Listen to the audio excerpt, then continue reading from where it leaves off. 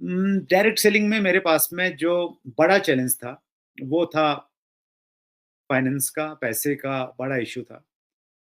मैं cable TV business में था और उसके साथ में मैं डायरेक्ट सेलिंग में आ गया 2001 में। तो शुरुआत में जब 1-2 मीटिंगें देखी, थोड़ा दीवानगी आ गई कि नहीं यार इसी को करना है, तो केबल पे उतना ध्यान नहीं दिया। बहुत ज़्यादा टाइम डायरेक्ट सेलिंग में देने लग गए। तो 2 साल के बाद में स्थिति ये थी श्रीनिवास जी मेरी कि मेरे ऊपर में 2 लाख रुपए का कर्ज़ हो गया था। 2002-3 के आस-पास की बात है और 2 लाख रुपए उस समय बहुत बड़ी बहुत बड़ा अमाउंट था। मतलब आज के समय के मान लो आप 15-20 लाख रुपए और उसका जो ब्याज था वो बैंक का लोन नहीं था, बैंक का कर्ज़ नहीं था, वो प्राइवेट जैसे हम लोग किसी से पैसा ले लेते हैं तो उसका एक अच्छा खासा ब्याज होता है। तो उस प्रकार का ब्याज था उसके ऊपर में, इंटरेस्ट था। तो वो मेरे लिए एक सबसे बड़ा चैलेंज था कि ये 2 लाख रुपए का कर्ज़ा मैं कैसे उतारूँगा?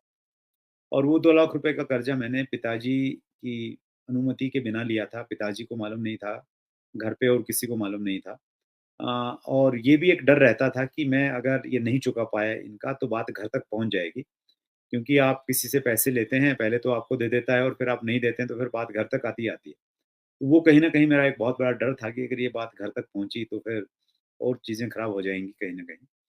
तो वो मेरा सबसे बड़ा चैलेंज था और मेरा उस समय टारगेट न गाड़ी का था, न बंगले का था, न विदेश टूर का था। मेरा एक ही टारगेट था, कि जो 2 लाख रुपए का कर्ज़ा मेरे ऊपर में है, ये 2 लाख रुपए का कर्ज़े से मैं मुक्ति पा लूँ और जिस दिन मुक्ति पा लूँगा तो उस दिन मैं एक बड़ी अचीवमेंट मैं समझूँगा और मेरा वही गोल था उस समय। तो परमात्मा की कृपा रही, 2 लाख रुपए का कर्ज़ा उतरा और फिर परिस्थितियाँ ऐसी थी कि जितना आता था, उससे कहीं ज़्यादा खर्च हो जाता था शुरुआती दिनों में। फिर एक ये गोल रहता था कि यार कम से कम उतना आए जितना खर्च हो रहा है और धीरे-धीरे फिर गोल बनते चले गए और 5 साल के बाद में तो परिस्थितियाँ बदल गई।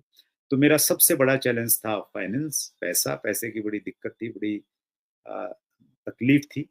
तो वो मेरा एक बड़ा चैलेंज था और उस समय मुझे 1-2 चीज़ें याद आती हैं। मेरे एक केबल के साथी थे मिस्टर सुनील मोंगा।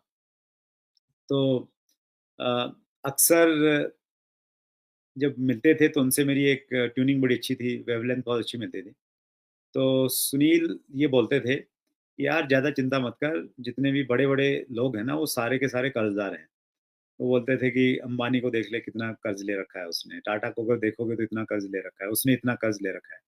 बोले ये तो बड़े लोगों की निशानी है, तो तेरे पास तो 2 लाख ही है, तो उतर जाएगा, चिंता मत किया कर। तो कहीं न कहीं वो चीज़ अंदर से तो कहीं न कहीं थोड़े टाइम के लिए तो यू नो स अच्छा महसूस कराती थी कि नहीं ठीक है यार, उतर जाएगा, कोई बात नहीं है। सो उस प्रकार की स्थितियाँ कहीं न कहीं रही।